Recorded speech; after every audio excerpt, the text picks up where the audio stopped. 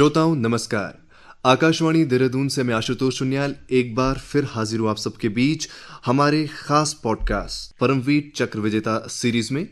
और परमवीर चक्र विजेता सीरीज का ये तीसरा एपिसोड है। श्रोताओं, जैसा कि आपको पता है कि परमवीर चक्र विजेता सीरीज हमारा खास पॉडकास्ट है जो समर्पित है उन वीर सपूतों को जिन्होंने देश की रक्षा करते हुए अपने प्राणों की आहुति दे दी। वे केवल सैनिक नहीं थे बल्कि असली नायक थे जिनकी वीरता, साहस और राष्ट्रभक्ति ने परमवीर चक्र जैसे सर्वोच्च सैन्य सम्मान का अधिकारी बनाया। तो श्रोताओं, शुरू करते हैं उन परमवीरों की शौर्य गाथा का ये तीसरा एपिसोड। श्रोताओं, परमवीर चक्र विजेता सीरीज के इस पॉडकास्ट में आज हम बात करेंगे एक ऐसे वीर सिपाही की जिनकी अदम्य बहादुरी ने न सिर्फ दुश्मनों के होश उड़ा दिए बल्कि उनकी वीर गाथा हर हिंदुस्तानी के दिल में गर्व की लहर भर देती है। उन्होंने युद्ध भूमि में जिस साहस, समर्पण और वीरता का परिचय दिया वो हर भारतीय के लिए एक प्रेरणा है। उनका बलिदान हमें याद दिलाता है कि हमारे देश की रक्षा करने वाले योद्धा कितनी निडरता से अपनी जान तक न्यौछावर कर देते हैं। ऐसे सपूत ही भारत माता का गौरव है। श्रोताओं, हम बात कर रहे हैं कंपनी हवलदार मेजर पीरू सिंह शेखावत की, जिन्होंने 1948 के कश्मीर युद्ध में अकेले ही दुश्मन के बंकरों को तबाह कर दिया लेकिन खुद कभी पीछे नहीं हटे। आज हमारे साथ स्टूडियो में मौजूद हैं भारतीय सेना के एक अनुभवी अधिकारी लेफ्टिनेंट कर्नल विवेक कुमार तिवारी, जो हमें परमवीर चक्र विजेता कंपनी हवलदार मेजर पीरू सिंह शेखावत के अद्वितीय साहस और योगदान के बारे में बताएंगे। सर, हमारे स्टूडियो में आपका बहुत बहुत स्वागत है। जय हिंद। मैं लेफ्टिनेंट कर्नल विवेक कुमार तिवारी सेना में पिछले 13 साल से कार्यरत हूँ जी। मैं पटना बिहार का निवासी हूँ। मेरी शुरू की शिक्षा राष्ट्रीय मिलिट्री स्कूल बैंगलोर से हुई। सन 2008 में मैंने नेशनल डिफेंस एकेडमी ज्वाइन किया और साल 2012 में मैं भारतीय थल सेना में कमीशन हुआ। जी। तो श्रोताओं, वीरता और पराक्रम के एक नए सफर की हम शुरुआत करते हैं। उस क्षण से जब इस महावीर ने धरती पर पहला कदम रखा तो जानना भी जरूरी है कि ऐसा कौन सा स्थान था जहां ऐसा साहसी और राष्ट्रभक्त वीर जन्मा जो आने वाले समय में देश के लिए अपने प्राणों की आहुति देने से भी पीछे नहीं हटा। जी, कंपनी हवलदार मेजर पीरू सिंह का जन्म 20 मई 1918 को राजस्थान के चूरू जिले में स्थित रामपुरा बेरी गांव में हुआ था। जी। उनका जन्म एक साधारण किसान परिवार में हुआ जहां जीवन बहुत ही कठिनाइयों और अनुशासन से भरा हुआ था। जी। उनके पिता का नाम श्री लाल सिंह और माता का नाम श्रीमती तारावती कंवर था। जी। परिवार में उनके 3 बड़े भाई और 4 बहनें थी। संयुक्त परिवार में पले बड़े होने के कारण पीरू सिंह जी को शुरू से ही जिम्मेदारियों का आभास हो गया था। छोटे होने के बावजूद उनमें नेतृत्व करने की प्रवृत्ति और कुछ अलग कर दिखाने का जज्बा था। शायद यही कारण था कि उन्होंने आगे चलकर सेना में शामिल होकर असाधारण वीरता का परिचय दिया और इतिहास में अपना नाम अमर कर दिया। तो जैसा आपने बताया सर कि नेतृत्व करने की प्रवृत्ति उनमें दिखाई दे रही थी, तो क्या उनके बचपन में ही वीरता और साहस के भी कुछ संकेत उनमें स्पष्ट रूप से दिखाई देने लगे थे जिसके कारण उन्होंने आगे चलकर जो युद्ध हुआ 1948 में उसमें उन्होंने अपनी एक अद्भुत वीरता का परिचय दिया? इसके बारे में कुछ बताइए। जी बिल्कुल। पीरू सिंह जी को बचपन से ही सेना में जाने का जबरदस्त जुनून था। उनके मन में देश सेवा की भावना इतनी गहराई से बसी हुई थी कि वो हमेशा खुद को सेना की वर्दी में देखने का सपना देखा करते थे। जी। गांव के मैदानों में खेलते हुए भी वो सैनिकों की तरह अनुशासन और दृढ़ता का पालन करते थे। जी। और ये सपना उन्होंने सच कर दिखाया जब वो 20 मई 1936 को अपने जन्मदिन के दिन ही मात्र 18 वर्ष की आयु में भारतीय सेना में भर्ती हो गए। जी। यह सिर्फ एक संयोग नहीं था बल्कि उनके जीवन के एक महान अध्याय की शुरुआत थी जो हमारे देश के लिए आगे चलकर सेवा और बलिदान की एक अमर गाथा बन गई। वाकई बड़ा इंटरेस्टिंग फैक्ट भी है। 20 मई के दिन उनका जन्म हुआ और 20 मई यानी अपने जन्मदिन के अवसर पर ही वो सेना में भी भर्ती हो गए। तो सर, हवलदार मेजर पीरू सिंह किस रेजिमेंट में भर्ती हुए थे? जी, शुरुआत में पीरू सिंह जी को 10/1 पंजाब रेजिमेंट में नियुक्त किया गया था। जी। लेकिन जल्द ही उन्हें 5/1 पंजाब रेजिमेंट में स्थानांतरित कर दिया गया। जी। जो कि एक बहुत ही प्रतिष्ठित इन्फेंट्री यूनिट थी। जी। अपनी कड़ी मेहनत और अनुशासन से उन्होंने जल्दी सबको प्रभावित किया और नायक के पद पर वो पदोन्नत हो गए। इसके बाद उन्होंने झेलम में एक प्रशिक्षक के रूप में भी अपनी सेवाएं दी। अंततः वर्ष 1945 में उनकी उत्कृष्ट सेवा को देखते हुए उन्हें कंपनी हवलदार मेजर बना दिया गया। यह उनके सैन्य जीवन की एक बहुत ही महत्वपूर्ण उपलब्धि थी। तो सर, क्या उन्होंने आज़ादी के बाद के जो सैन्य अभियान हुए उनमें भी उन्होंने भाग लिया, जैसे कि सेकेंड वर्ल्ड वॉर जैसी एक ऐतिहासिक और वैश्विक स्तर की लड़ाई? जी हाँ, बिल्कुल। पीरू सिंह जी ने द्वितीय विश्व युद्ध के दौरान भी बहादुरी से अपनी सेवाएं दी थी।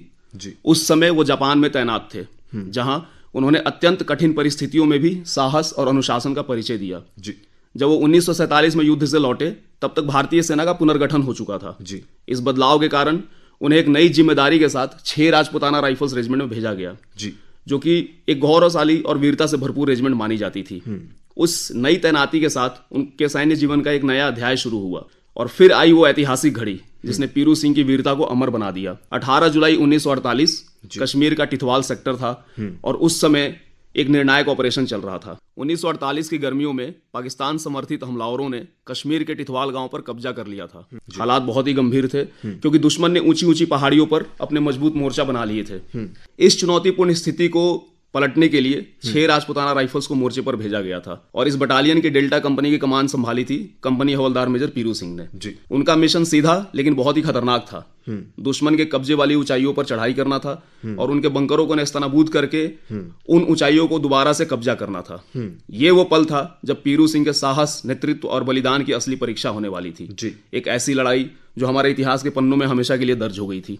तो सर, जब भारतीय सेना की टुकड़ी तिथवाल सेक्टर की ओर बढ़ रही थी तो किस तरह की तैयारियां दुश्मन की रही होंगी ताकि वो भारतीय सेना सैनिकों की जो आगे बढ़ने की हर कोशिश है उसको वो नाकाम कर सके, और ऐसी स्थिति में हमला करना तो और भी जोखिम भरा रहा होगा। इसके बारे में आप हमारे श्रोताओं को बताइए। जी बिल्कुल, दुश्मन ने अपनी तैयारी पूरी कर रखी थी। उनके बंकर बहुत ही मजबूत थे और मीडियम मशीन गन जैसे खतरनाक हथियार उन्होंने ऊंचाइयों पर रणनीतिक स्थानों पर तैनात कर रखे थे। जी। जैसे ही भारतीय सैनिकों ने हमला शुरू किया, चारों ओर से गोलियों की बरसात होने लगी।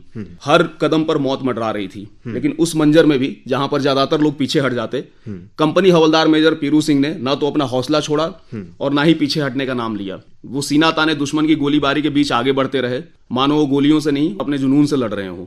तो सर, ऐसे खतरनाक हालात जब चारों ओर गोलियों की बौछार हो रही थी और दुश्मन ने ऊंचाई पर अपने मजबूत बंकरों से मोर्चे को संभाल रखा था, तो उस वक्त कंपनी हवलदार मेजर पीरू सिंह की क्या रणनीति थी ताकि वे दुश्मन के रक्षा कवच को आसानी से भेज सके? जी, इतने भारी हमले के बाद भी कंपनी हवलदार मेजर पीरू सिंह ने अपनी हिम्मत नहीं हारी थी। उन्होंने जोश और आस्था से भरे स्वर में राजा रामचंद्र की जय का नारा लगाया, जिससे बचे हुए जवानों में भी नई ऊर्जा भर गई थी। फिर वो अकेले ही आगे बढ़े और सबसे पहले दुश्मन के एक बंकर पर ग्रेनेड फेंका और साथ साथ में लगातार फायरिंग भी करते रहे। इसके बाद उन्होंने एक एक कर कई दुश्मनों को बेनट से मार गिराया और हर बाधा को पार करते हुए दुश्मन की चौकियों पर टूट पड़े, जैसे कि वीरता की मिसाल वो खुद ही मैदान में दिखा रहे हों। तो सर, जब कंपनी हवलदार मेजर पीरू सिंह दुश्मन के बंकरों की ओर बढ़ रहे थे और गोलियों के बौछार के बीच वे बेखौफ होकर हमला कर रहे थे, तो संभव है कि उन्हें गंभीर चोटें भी आई होंगी। तो किस तरीके से उन्होंने अपनी लड़ाई को जारी रखा? जी हाँ, जब कंपनी हवलदार मेजर पीरू सिंह दुश्मन के बंकरों पर एक के बाद एक हमला कर रहे थे, तो उसी दौरान उनके चेहरे पर गोली या छर्रे की चोट लगी, जिससे तेजी से खून बहने लगा। खून उनकी आंखों तक पहुंच गया था, जिससे उन्हें साफ साफ देखना भी मुश्किल हो गया था। लेकिन इतनी गंभीर स्थिति के बावजूद भी उनका साहस और जोश जरा भी कम नहीं हुआ। वो लगातार आगे बढ़ते रहे। जब उन्होंने दूसरे बंकर को ध्वस्त कर दिया और वो तीसरे बंकर की ओर बढ़ रहे थे, तभी दुश्मन की एक गोली उनके सिर में आ लगी। यह एक गंभीर और प्राणघातक चोट थी। वो ट्रेंच के किनारे आकर गिर पड़े, लेकिन उसी क्षण एक जोरदार विस्फोट हुआ जो कि उनके द्वारा फेंके गए ग्रेनेड का परिणाम था। यह धमाका उनके अंतिम वार की तरह था। पीरू सिंह अपने आखिरी सांस तक लड़ते रहे और दुश्मन को नुकसान पहुंचाते रहे और वीर गति को प्राप्त होकर भी देश के लिए एक अमर गाथा बन गए। जी बिल्कुल सर, एक अकेला जवान जिसने आखिरी दम पर भी पूरे दुश्मन के मोर्चे को हिलाकर रख दिया, जिनके साहस, शौर्य और बलिदान ने युद्ध भूमि में एक नई मिसाल कायम कर दी। किस तरह उनकी वीरता को सम्मानित किया गया? उनके अतुलनीय साहस, अद्वितीय पराक्रम और देश के लिए दिए गए सर्वोच्च बलिदान को पूरे राष्ट्र ने सम्मान की दृष्टि से देखा। जी। इस अद्वितीय वीरता के लिए कंपनी हवलदार मेजर पीरू सिंह को मरणोपरांत परमवीर चक्र से सम्मानित किया गया। यह सम्मान केवल एक वीर सैनिक को ही नहीं बल्कि पूरे देश को गर्वित करने वाला था। जी। उनके सम्मान की प्रशस्ति भारत सरकार के राजपत्र में 19 जनवरी 1951 को प्रकाशित हुई, जिससे उनका नाम भारतीय सैन्य इतिहास के स्वर्णिम अक्षरों में सदा के लिए अंकित हो गया। जी श्रोताओं, कंपनी हवलदार मेजर पीरू सिंह ने अपने जीवन और बलिदान से हमें सिखाया कि एक सच्चा वीर वही होता है जो अपनी जान को नहीं बल्कि अपने कर्तव्य को सर्वोपरि रखता है। उन्होंने यह साबित कर दिया कि देश की सेवा में दिया गया बलिदान कभी व्यर्थ नहीं जाता और असली वीरता वही होती है जो स्वार्थ से ऊपर उठकर कर्तव्य को सर्वोपरि मानती है। आज हम जो चैन की सांस ले पा रहे हैं, अपने घरों में सुरक्षित हैं, अपने जीवन में सपनों को साकार कर पा रहे हैं, वो सब ऐसे ही वीर जवानों के अतुलनीय बलिदान की वजह से संभव हो पाया है। श्रोताओं, हवलदार मेजर पीरू सिंह जैसे रणवीरों का त्याग और साहस हमें हमेशा ये याद दिलाता रहेगा कि आज़ादी सिर्फ एक अधिकार नहीं बल्कि अनगिनत बलिदानों से मिली हुई एक अमूल्य विरासत है जिसे हमें संजो कर रखना है। जी बिल्कुल, कंपनी हवलदार मेजर पीरू सिंह का जीवन हर भारतीय, विशेष रूप से हर युवा के लिए एक अमूल्य प्रेरणा है। जी। उनका संपूर्ण जीवन हमें यह सिखाता है कि देशभक्ति केवल शब्दों में नहीं बल्कि कर्म और बलिदान में झलकती है। जी। उनकी वीरता और बलिदान आज भी उतनी ही प्रासंगिक है जितनी उस समय थी। जी। और आने वाली पीढ़ियां भी उन्हें देशभक्ति, साहस और बलिदान के प्रतीक के रूप में याद रखेंगी। बिल्कुल। ऐसे महान सबूतों को भुलाया नहीं जा सकता, क्योंकि उन्होंने अपने प्राण की आहुति देकर देश की नींव को मजबूत किया और हमें यह सिखाया कि राष्ट्र सर्वोपरि है। जी बिल्कुल। श्रोताओं, इसी के साथ वीरता से भरी इस प्रेरणादायक एपिसोड को यहीं विराम देते हैं। कंपनी हवलदार मेजर पीरू सिंह की गाथा ने हमें एक बार फिर याद दिलाया कि देशभक्ति, साहस और बलिदान की कोई सीमा नहीं होती। अब हम आपसे विदा लेते हैं और आपसे फिर मुलाकात होगी एक और परमवीर चक्र विजेता की अद्वितीय कहानी के साथ, जिसमें होगा उनका जीवन, उनका संघर्ष, उनकी बहादुरी और वो बलिदान जिसने उन्हें देश का अमर सपूत बना दिया। श्रोताओं, अगर आपको कंपनी हवलदार मेजर पीरू सिंह की यह वीरता से भरी कहानी प्रेरणादायक, उत्साहवर्धक और देशभक्ति से ओतप्रोत लगी हो तो आपसे निवेदन है कि इसे अधिक से अधिक लोगों तक जरूर पहुंचाएं। हमारा उद्देश्य है ऐसे वीर सपूतों की गाथाएं हर भारतीय के दिल तक पहुंचे, ताकि हम सभी अपने देश के उन गुमनाम नायकों को जान सकें जिन्होंने हमारे आज के लिए अपना सब कुछ कुर्बान कर दिया। श्रोताओं, इस कहानी को अपने मित्रों, परिवारजनों और युवाओं के साथ जरूर साझा करें, ताकि आने वाली पीढ़ियां भी ये समझ सकें कि असली नायक वे होते हैं जो न सिर्फ युद्ध के मैदान में लड़ते हैं बल्कि अपने कर्तव्य के लिए जीवन तक न्यौछावर कर देते हैं। जय हिंद, जय भारत।